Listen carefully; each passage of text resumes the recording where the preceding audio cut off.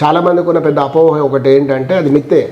ఏముంది సార్, యూట్యూబ్లో దొరుకుతుంది, సోషల్ మీడియాలో దొరుకుతుంది, ఎక్కడైనా దాన్ని వినొచ్చు అంటే ఎందుకు నీకు మొత్తం సబ్జెక్ట్ ఇస్తాడు? ఈ టెక్నిక్స్ నేను ఇప్పుడు చెప్పిన వాడిని ఎందుకు ఇస్తాడు? వాడు ఎట్లా ఇవ్వగలడు? అసలు first of all universal formula యూట్యూబ్లో వచ్చేదంతా అందరికీ ఏదో కొంత ఉపయోగపడేట్లు చెప్తాడు, కానీ 1-to-1 వేరియేషన్ ఉంటుంది కదా డౌట్. అది ఎట్లా క్లియర్ అవుతుంది? నీకు ఏమంటారు దాన్ని, అదేమేమన్నా కుకింగ్ ఛానల్ అయితే కాదు, లేకపోతే మనం వంట చేయడానికి యూనివర్సల్ ఫార్ములా కాదు కదా, ఒకరొకరికి వేరియేషన్ ఉంటుంది, అది చూసుకోవాలి మీరు. ఓకే. సో చాలామంది ఢిల్లీకి వెళ్తూ ఉంటారు ప్రిపరేషన్కి, అంటే సివిల్స్ ప్రిపరేషన్ అక్కడ అంతా బాగా జరుగుతుందా? ఇప్పుడు మీరు ఇందాక అన్నారు సాయి శివాని అమ్మాయి ఎక్కడా లేకుండా ఇంట్లో చదివిన వాళ్ళు కూడా అయ్యారు.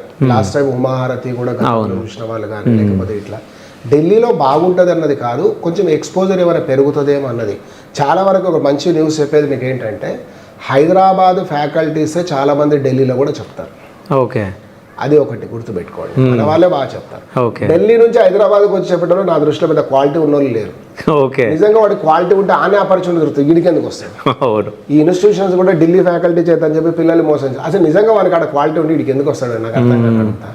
నా ఊర్లో నాకు పని ఉంటే పక్క ఊర్లోకి ఎందుకు పోతాను?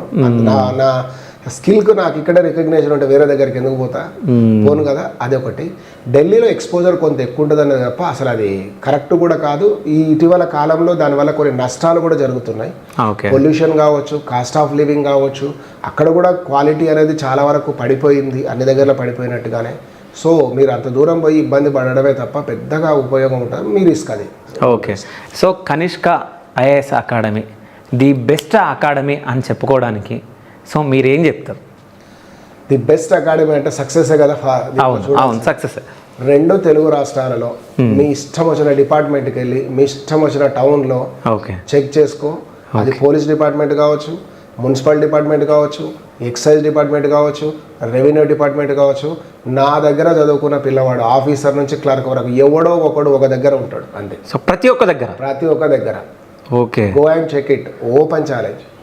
నేను ప్రతి ఒక్కడు ఆఫీసర్గా చెప్పట్లేదు, ఐఏఎస్ ప్రిపేర్ అయిన వాడు ఉన్నాడు, గ్రూప్ 1 ఏదో ఒక జాబ్, ఏదో ఒక గవర్నమెంట్ జాబ్ ఖచ్చితంగా. ఓకే, కాన్ఫిడెంట్గా చెప్పదాన్ని. అది కాక ఇంకా నేను ప్రౌడ్గా ఫీల్ అయ్యేది కూడా ఒకటి చెప్తా. చాలా మంది స్కూల్ టీచర్లు వాళ్ళ జాబులు వచ్చిన తర్వాత గ్రూప్స్ టీచర్